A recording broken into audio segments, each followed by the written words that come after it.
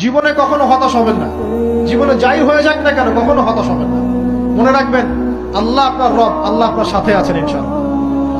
এই সমাজ আপনাকে যেভাবে শেখায়, কিভাবে শেখায়, এই যে স্কুল, কলেজ, ইউনিভার্সিটি, চাকরি, বিয়ে, সন্তান প্রতিপালন, আর তারপর ইন্না লিল্লাহি ওয়া ইন্না ইলাইহি রাজিউন, এই তো শেখায় নাকি?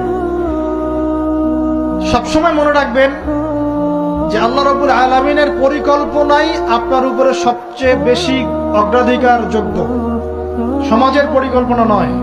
পরিবার আপনাকে চাপ দিচ্ছে, চাকরি পাস না, পড়াশোনা করিস না, পড়াশোনায় কেন তুই 80 নম্বর পাইলি না, কেন চান্স পেলি না, কবে চাকরি পাবি, কবে আমাদেরকে দেখবি, খাওয়াবি, পড়াবি, এই যে চাপগুলো চারপাশ থেকে আসে কিনা?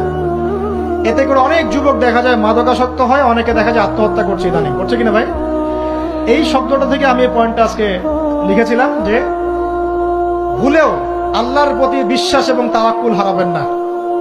সমাজ যেভাবে শেখায়, সমাজ চারপাশে যে চাপ আপনাকে দিচ্ছে, এই চাপে নিজে গা ভাসিয়ে দিবেন না। আপনি আল্লাহর কাছে দোয়া করবেন, আল্লাহর কাছে পথ চেয়ে নিবেন এবং আল্লাহর প্রতি তাওয়াক্কুল, ভরসা করবেন। কখনো আত্মহত্যার পথ বেছে নিবেন।